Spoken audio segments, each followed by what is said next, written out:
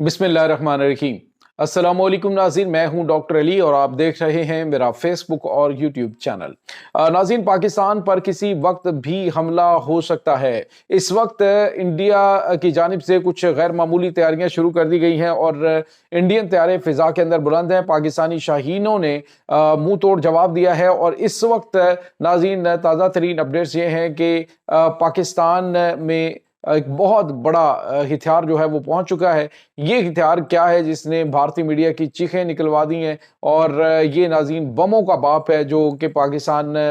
ने लिया है तुर्की से। इसकी तमाम तरह डिटेल आपके साथ हम शेयर करेंगे। जबकि नाज़रीन पाकिस्तान के जंगी तैयारों ने 50 जो की लोकेशंस हैं उनको उड़ा दिया है। बड़ी तादाद में हलाकतें और अहम इंस्टॉलेशन जो हैं वो तबाह हुई हैं, जबकि पाकिस्तान ने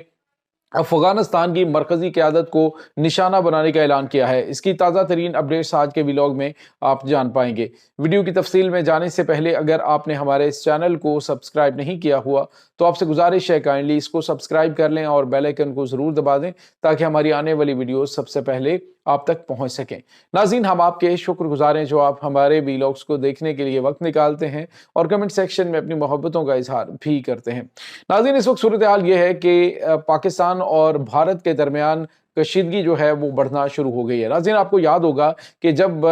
इसराइली जंगी तैयारे चाबहार के ऊपर बमबारी कर रहे थे तो उस वक्त मकबूजा जम्मू कश्मीर के अंदर भी गैर मामूली हलचल थी और भारतीय जंगी तैयारे जो हैं वो फिजा में बुलंद थे। लेकिन उसका जवाब जो है पाकिस्तान ने इस तरह से दिया कि पाकिस्तान ने अपने जो तबाहकुन जंगी तैयारे हैं उनको भारतीय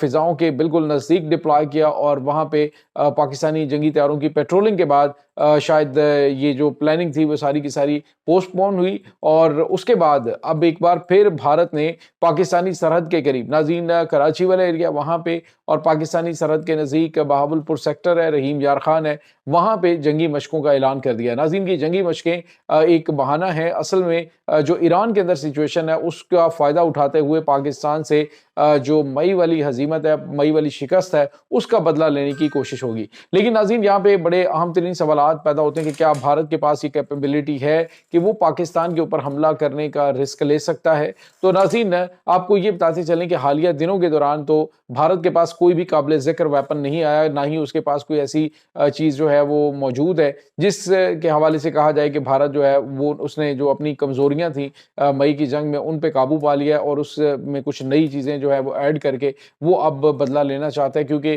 तैयारों के हवाले से आपको पता है कि उनके तेजस तैयारे जो हैं वो तो उन्होंने ग्राउंड करने का ऐलान कर दिया है। दूसरी तरफ नाज़रीन उनके जो राफेल तैयारे हैं वो 2032 से पहले उनको मिलते हुए दिखाई नहीं दे रहे। तो ये जो पूरा सिनेरियो है उसके अंदर अगर देखा जाए तो भारत का कोई काबिल ज़िक्र ऐसा जो है वो कारनामा नहीं है कि जिसमें कहा जाए कि उनकी डील कोई ऐसी हुई है कि जिसके तहत उनको ये लगता है कि वो पाकिस्तान से जंग में जीत जाएगा। तो पाकिस्तान ने तो अपनी बिल्कुल वाज़ेह तौर पे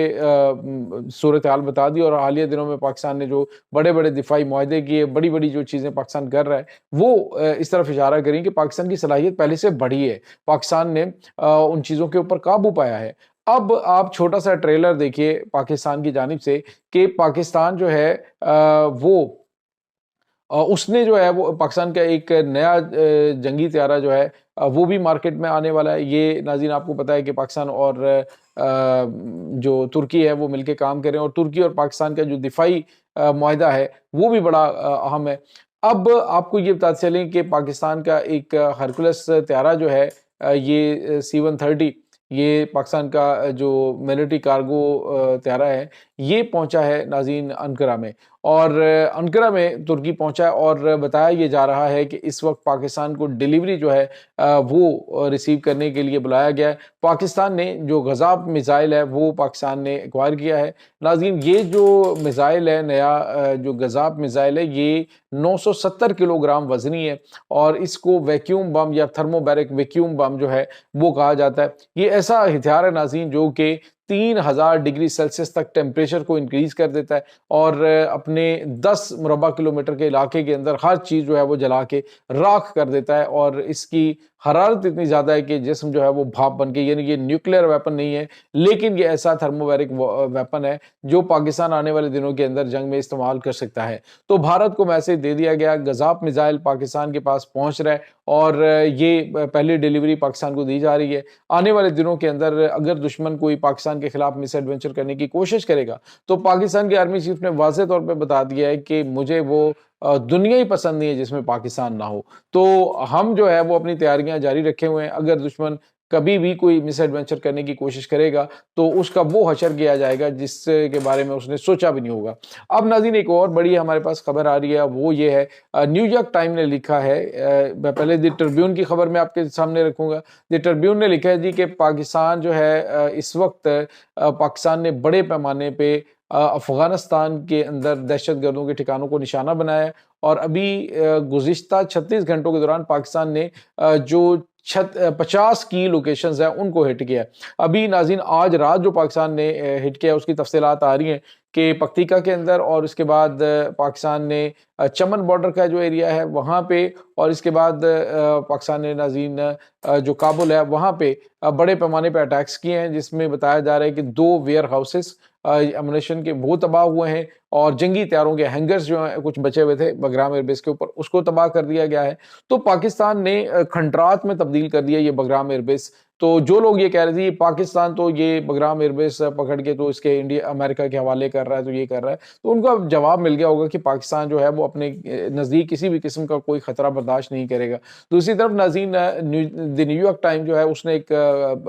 پورا ایک آرٹیکل چھاپا ہے، اس نے لکھا ہے جی کہ پاکستان جو ہے وہ اس وقت اس